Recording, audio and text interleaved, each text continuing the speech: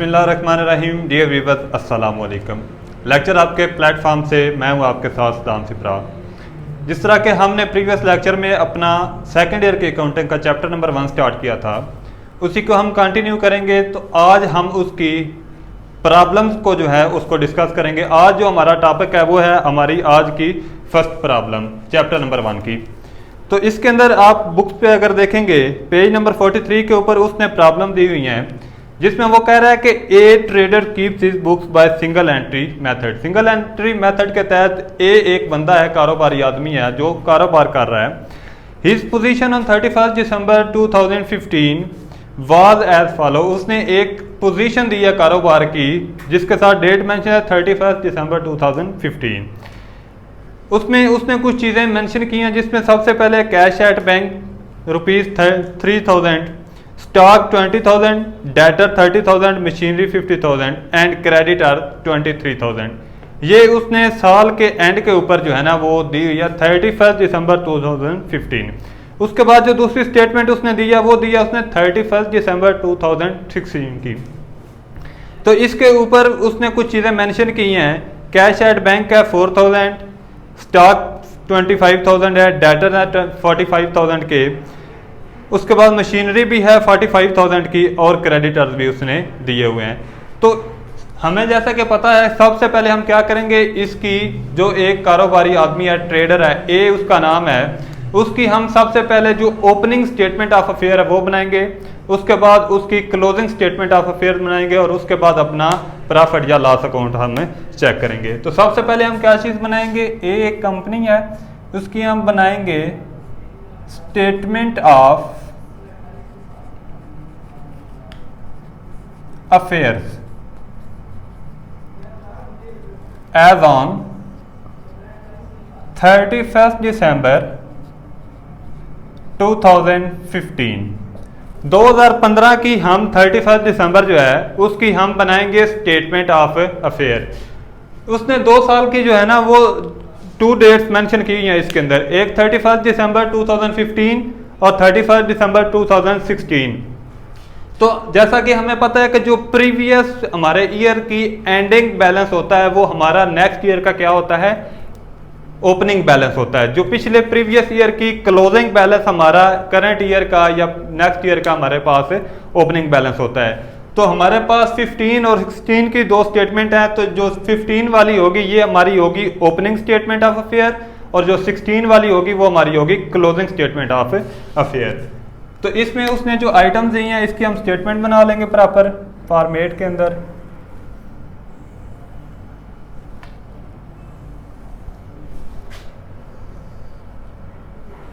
एक साइड पे हमारे आएंगे एसेट्स और दूसरी साइड पे आएगी लाइबिलिटीज। एसेट्स अमाउंट, लाइबिलिटी और अमाउंट। इसमें हम चेक कर लेंगे जो जो चीज़ें एसेट वाली साइड पे आने वाली हुई उनको एसेट वाली साइड पे लिख लेंगे और जो चीज़ें हमारी लाइबिलिटी है उनको लाइबिलिटी वाली साइड पे लिख लेंगे। तो हम बना रहे हैं स्टेटमेंट ऑफ अफेयर 31 दिसंबर 2015 की। तो इसमें देखेंगे कि उसने हमें कौन कौन सी चीज़ें दी हुई हैं। सबसे पहले जो उसने चीज़ दिया वो है cash at bank. Cash at bank हमारा होता है एसेट। उसने इसकी अमाउंट दी है 3000। हमारे बैंक अकाउंट के अंदर 3000 रुपया पड़ा हुआ है।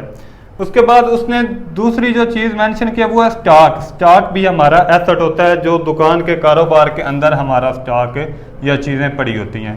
20,000 का स्टॉक भी पड़ा हुआ है। उसके बाद डेटर्स उसने मेंशन किए हुए हैं। डेटर्स कौन लोग होते हैं, डेटर्स वो लोग होते हैं जिनसे हमने पैसे लेने होते हैं। 30,000 रुपीज़ उसने लोगों से लेना है जो उसने उधार सेल की हुई है। उसके बाद मशीनरी की बात कर रहा है वो। मशीनरी भी हमारा एसेट होता है। मशीनरी की उसने अमाउंट दी है 50,000, 50,000 रुपये की मशीनरी भी है। उसके बाद वो कह रहा है एंड क्रेडिटर्स ₹23,000। क्रेडिटर्स हमारे लाइबिलिटीज होती है, वो लोग जिनके पैसे हमने देने होते हैं, पे करने होते हैं नियर फ्यूचर में, लोगों के हमने पैसे देने हैं 23,000। तो इसके अंदर कैपिटल मेंशन नहीं है। कैपिटल हम किस तरह से फाइंड आउट करते हैं, अपने एसेट वाली साइड को प्लस करेंगे, जमा करने के बाद एसेट वाली साइड को उसमें से लाइबिलिटी वाली साइड को माइनस कर देंगे, जितनी भी लाइबिलिटीज होंगी। इसको अगर हम चेक करें तो ये बनता है टोटल इसका 1,03,000। तो बड़ी साइड वाला टोटल दोनों साइडों पे आ जाएगा। 1,03,000 में से हम 23,000 जब माइनस करेंगे, अपने एसेट में से लाइबिलिटीज को माइनस करेंगे, तो हमारे पास कैपिटल की अमाउंट आ जाएगी। अगर हम 1,03,000 में से 23,000 माइनस करें तो हमारे पास 80,000 जो है वो हमारा कैपिटल आ जाएगा। और ये कौन सा कैपिटल होगा, क्योंकि हम बना रहे हैं 31 दिसंबर 2015 को और दूसरी डेट हमारे पास है 31 दिसंबर 2016। तो ये हमारे पास ओपनिंग बैलेंस आ जाएगा कैपिटल। इसको आप मेंशन कर सकते हैं ओपनिंग कैपिटल के नाम से। अब हमारे पास एक स्टेटमेंट ऑफ अफेयर तो आ गई है, हमने दोबारा से जो है ना वो क्या करनी है, अपनी क्लोजिंग स्टेटमेंट ऑफ अफेयर को बनाना है। तो इसकी डेट को हम चेंज करेंगे, सेम फॉर्मेट यही रहेगा हमारे पास।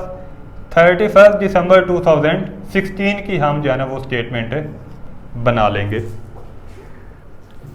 अच्छा, इसके बाद हम स्टेटमेंट जो बनाएंगे वो होगी हमारी 31 दिसंबर 2016 की। अच्छा, नेक्स्ट जो हम स्टेटमेंट बनाएंगे वो हमारी होगी 31 दिसंबर 2016 की। हमने एक स्टेटमेंट बना लिया है 31 दिसंबर 2015 की। अब हम बनाने जा रहे हैं 31 दिसंबर 2016 की एंडिंग या क्लोजिंग स्टेटमेंट ऑफ फेयर हम बनाने जा रहे हैं। तो इसमें भी उसने कुछ चीज़ें एसेट वाली साइड पे मेंशन कर रही हैं। हमने कैश एट बैंक दिया हुआ है उसने 4,000। उसके बाद जो दूसरी चीज़ उसने दी है स्टॉक, अगेन उसने दिया हुआ है स्टॉक। अब जो है वो 25,000 का है, 25,000 रुपया स्टॉक है आपके पास। उसके बाद डेटर्स अगेन उसने दिए हुए हैं। डेटर्स जो है ना वो क्लोजिंग स्टेटमेंट ऑफ अफेयर्स के अंदर भी हैं। डेटर्स हैं आपके पास 45,000। मशीनरी अगेन उसने दी हुई है, मशीनरी की वर्थ उसने दी है आपको 45,000। उसके बाद उसने क्रेडिटर्स जो दिए हैं वो हैं 25,000 के।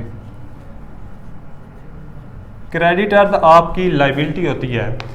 तो इसमें आप चेक करेंगे, इसको टोटल करें, अगर आप जितना बैलेंस बनेगा उसमें से अपनी लाइबिलिटी साइड को माइनस कर लेंगे आप। 1,15 और 1,19, 1,19,000 रुपया आपका टोटल आ जाएगा। 1,19,000 में से 25,000 आप माइनस करेंगे तो आपके पास कैपिटल की जो अमाउंट आ जाएगी वो आ जाएगी, कैपिटल की अमाउंट आ जाएगी 94,000। और ये कौन सा कैपिटल होगा आपका, क्लोजिंग कैपिटल। तो अब दोनों स्टेटमेंट आपके पास आ गई हैं, ओपनिंग की भी आ गई है और क्लोजिंग की भी स्टेटमेंट आपके पास आ गई है। तो अब इन स्टेटमेंट को मद्देनजर रखते हुए हम अपनी प्रॉफिट और लॉस जो स्टेटमेंट है उसको बनाएंगे। तो उसको बनाने के लिए हमने ये फॉर्मेट तैयार किया है। उसमें सबसे पहले हमारे पास जो प्रीवियस हमारी क्लोजिंग स्टेटमेंट ऑफ अफेयर थी उसमें हमारे पास बैलेंस आया था, क्लोजिंग कैपिटल हमारे पास आया था 94,000। इसमें ड्राइंग्स वो कह रहा है कि हर महीने का वो 300 रुपया जो है वो कारोबार से लेकर जा रहा है। 300 लेकर जा रहा है तो 12 महीने वो लेकर गया। 300 को अगर 12 से मल्टीप्लाई करेंगे तो ये हमारे पास आ जाएगा 3,600 रुपया, 3,600। इसको जब इसमें ऐड किया तो हमारे पास आ गया 97,000 और 600। ये हमारे पास है बैलेंस आ गया ड्राइंग ऐड होने के बाद। इसमें से हमने साल के दौरान एडिशनल कैपिटल लगाया, उसके अंदर एडिशनल इन्वेस्टमेंट किया है, वो हम इसमें से माइनस कर देंगे। एडिशनल कैपिटल वो कह रहा है कि साल के दौरान उसने 10,000 रुपया इन्वेस्ट किया है कारोबार के अंदर, तो इसको इसमें से माइनस कर देंगे हम, तो हमारे पास अमाउंट आ जाएगी 87,600। ये जो अमाउंट हमारे पास आई है ये हमारे पास आ गई है adjusted capital at the end of year. ये हमारे पास एडजस्टेड कैपिटल की अमाउंट आ गई है 87,600। इसमें से हम अपना जो ओपनिंग कैपिटल है उसको माइनस कर देंगे। ओपनिंग कैपिटल हमारे पास स्टेटमेंट ऑफ अफेयर में कितना आया था 80,000। 80,000 को हम इसमें से माइनस करेंगे तो हमारे पास प्रॉफिट या लॉस कैलकुलेट हो जाएगा। तो ये अमाउंट हम 87,600 में से 80,000 को माइनस करेंगे तो हमारे पास जो अमाउंट बची वो थी 7,600। 7600 रुपया 7,600 हमारे पास जो अमाउंट आई है ये प्लस में है। अगर ये होती माइनस में तो ये लॉस होना था। ये अमाउंट प्लस में आ रही है तो इसका मतलब है कारोबार को क्या हुआ है, प्रॉफिट हुआ है। तो profit at the end of year, at the end of year हमारे पास प्रॉफिट कितना आया है 7,600। तो आपने इस तरीकाकार से जो हमने स्टेटमेंट बनाई है इनको इस तरह से मेंटेन करके अपना सिंगल एंट्री सिस्टम के तहत नेटवर्थ मेथड के अंडर आपने अपने अकाउंट्स को मेंटेन करना है और अपने कारोबार का प्रॉफिट या लॉस अकाउंट आपने कैलकुलेट कर लेना है। होप तो आपको आज के लेक्चर की समझ आ गई होगी। नेक्स्ट लेक्चर तक अल्लाह हाफिज़।